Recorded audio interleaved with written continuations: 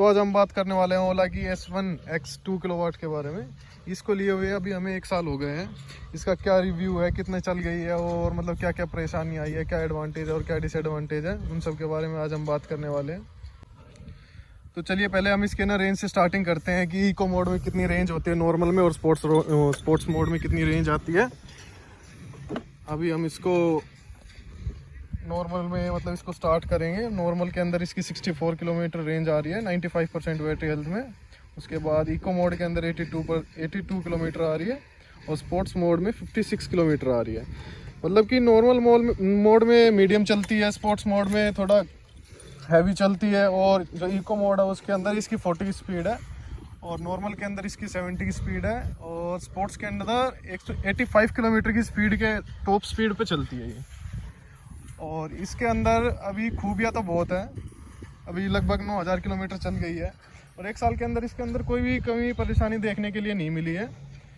अभी रिसेंट में बारिश का मौसम था तो इसके दोनों जो ब्रेक हैं, आगे पीछे फ्रंट और रियर, दोनों ब्रेक ख़राब हो गए हैं। मतलब ब्रेक शू जाम हो गए हैं, ब्रेक वायर भी जाम हो गई है। इसकी वजह से मतलब इसका हम ब्रेक शू वगैरह डलवाने के लिए गए थे सर्विस सेंटर, तो इसका जो ब्रेक शू था ना वो बहुत ही कॉस्टली है। इसका जो फ्रंट ब्रेक है उसकी पूरी असेंबली चेंज करेंगे विद ब्रेक शू। जो फ्रंट ब्रेक का असेंबली है और ब्रेक वायर है वो 1600 रुपये की है और अलग से 700 रुपये का ब्रेक शू डलता है इसके अंदर। जो रियर है, रियर के अंदर 2600 रुपये का पूरा असेंबली है, ब्रेक वायर और लीवर और अलग से 700 रुपये के ब्रेक शू। मतलब बहुत ही एक्सपेंसिव है इसका मेंटेनेंस जो भी है, जिसके कारण मतलब लोग अवॉइड करते हैं कि सर्विस सेंटर के, तो सर्विस सेंटर में जाना मतलब लोग बाग बहुत ही मतलब अवॉइड करते हैं कि बहुत एक्सपेंसिव है इसका मेंटेनेंस, कुछ भी करा लो।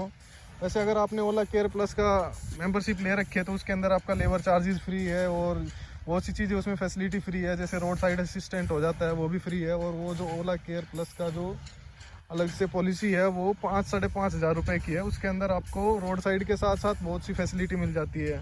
जब तक आपको रोड साइड असिस्टेंट नहीं मिलता या आप कहीं रास्ते में फंस चुके हैं तो आपको होटल वगैरह आराम से मिल जाएगा। खाने पीने का चार्जेस जो भी है वो इंश्योरेंस मतलब पॉलिसी के अंदर ही मिल जाता है।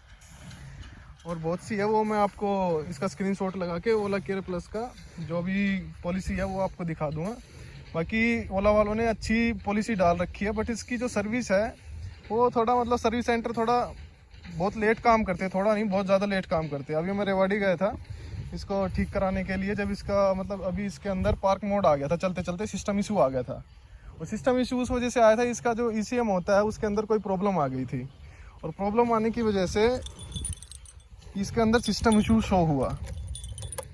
यहाँ पे सिस्टम इशू लिख कर आने लग गया था इस तरफ, और यहाँ पे जो पार्क मोड आ रहा है, पार्क लिख के आ रहा है, उसके अंदर पार्क मोड लिख के आ रहा था और साथ में एक निशान बन के आ रहा था, जिसकी वजह से ये ऑन भी नहीं हो रही थी, ना ही ये रीसेट हो रही थी, ना रिबूट हो रही थी, कुछ भी नहीं हो रहा था, ना ये चल रही थी। एक जगह जम चुकी थी, चलने की हालत में नहीं थी। तब इसका रोड साइड असिस्टेंट लगाया था, तो रोड साइड असिस्टेंट 4 दिन बाद आया था। मतलब इतनी ख़राब पॉलिसी है ओला वालों की। बाकी इन पेपर अच्छी पॉलिसी है, बट जो सर्विस है वो बहुत ही लेट है।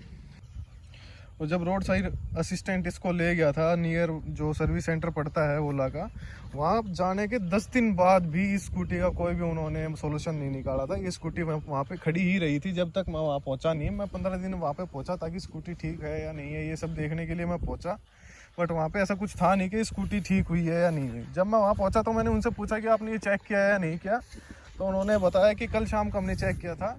तो वो बता रहे हैं इसके अंदर जो इसका ECM है वो ख़राब हो चुका है और ये ऑफलाइन दिखा रहा है। तो उन्होंने चेक किया, चेक करने के बाद लैपटॉप से उन्होंने चेक किया और कोई कोड दिखा रहा था।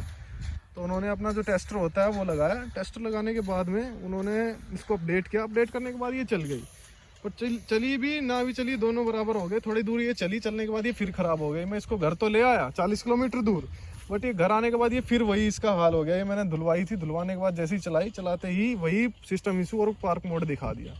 अब पार्क मोड जैसे ही दिखाया तो फिर मैंने फिर रोड साइड असिस्टेंट लगाया और वो फिर 3 दिन बाद आया। और इसको फिर नियरेस्ट सर्विस सेंटर वहाँ पे जहाँ पहले लेके गए थे वहाँ पे लेके गए इसको, और वहाँ जाने के बाद उन्होंने इसका ECM चेक किया तो ECM के अंदर प्रॉब्लम थी। उन्होंने फिर मेल डाली, मेल डालने के बाद इसका ECM चेंज करने की रिक्वेस्ट आई।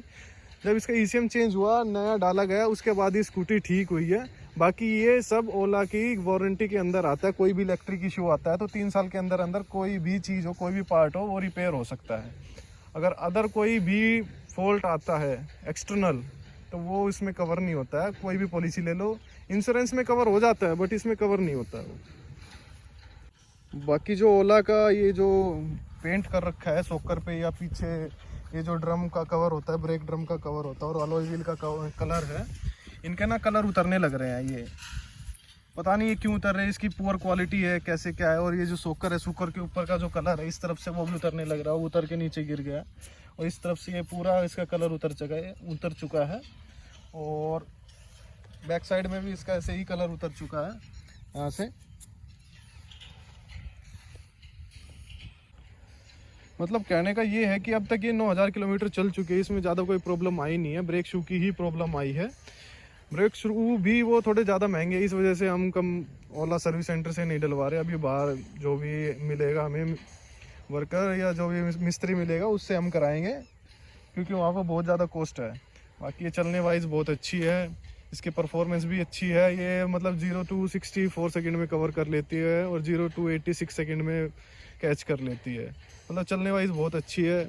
ना इसके मतलब टायरों में कोई प्रॉब्लम आई है। मतलब ऐसा होता है ना कई बार कि जब हम नई बाइक खरीदते हैं उनके टायर थोड़े वीक आ जाते हैं और टायर वगैरह डाल देते हैं, तो ऐसा कुछ नहीं है। इसके अंदर सब कुछ ओके मिला था और स्कूटी भी चलने वाइज अच्छी है और ना ही इसमें आज तक कोई प्रॉब्लम आई है। वैसे कि सिस्टम इशू और पार्क मोड को लेके ये इसके अंदर थोड़ा फॉल्ट है ही, ओला को इस पर काम करना पड़ेगा। और इसकी जितनी भी स्कूटियाँ हैं उनके सबके अंदर ही सिस्टम इशू का आता है। मेरी में तो 1 साल बाद आया है, बाकी लोगों की में बहुत जल्दी आ जाता है। बाकी स्कूटी बहुत अच्छी है और 1 साल बाद का इसका यही रिव्यू है। 9000 किलोमीटर चल चुकी है और इसमें कोई परेशानी नहीं आई है।